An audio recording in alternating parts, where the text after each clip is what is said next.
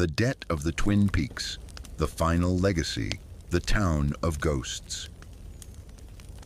It began in a dying town of gray hair and rusted playgrounds. My mother-in-law had married into a bloodline cursed by an ancient contract, a deal made by ancestors who traded the souls of their sons for power. To save her husband, she spent 20 years whispering a single lie: magic is a fake story for weak men. She shielded him with her love, hoping the darkness would forget his name. But the debt was patient. It didn't come for my husband when he was a boy. It waited until he became a father. The moment our son was born, the protection shattered. My husband began to hear the voices of his grandfathers demanding their payment. Terrified for our baby's life, he did the one thing his mother feared most. He went to the cave between the Twin Peaks. He didn't go for greed, he went to bargain. He thought he could master the black magic to build a wall around our family. But the darkness doesn't build walls, it builds cages. The night the cave erupted in fire, my husband was consumed. The contract had been collected. The final secret years passed. I raised my son with the same protective lies, watching him grow tall and strong in the sun. But the mountain still called.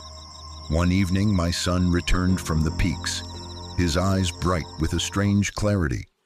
He told me he saw a figure in black at the cave's mouth, a shadow of his father, or perhaps something much older, beckoning him to come and claim his inheritance. He told me how he stood at the threshold of that darkness, feeling the weight of centuries pulling at his blood. But then he remembered my voice. He remembered that he was raised to believe in the human, not the hollow. He turned his back on the cave, the breaking of the chain. Behind him, the mountain groaned. A massive rockfall triggered, sealing the cave with a deafening crash, burying the shadows of 1,000 years. When he told me this, I felt my heart sink. I thought, the turn will just come later. The cycle always repeats. But my son took my hands. His palms weren't scarred like mine. They were open and steady. "Mother," he said, his voice stronger than any curse. "The cave didn't close because I ran. It closed because I looked at that shadow and told it I didn't want its power. I told it that my life belongs to me, not to a name and not to a debt I didn't sign."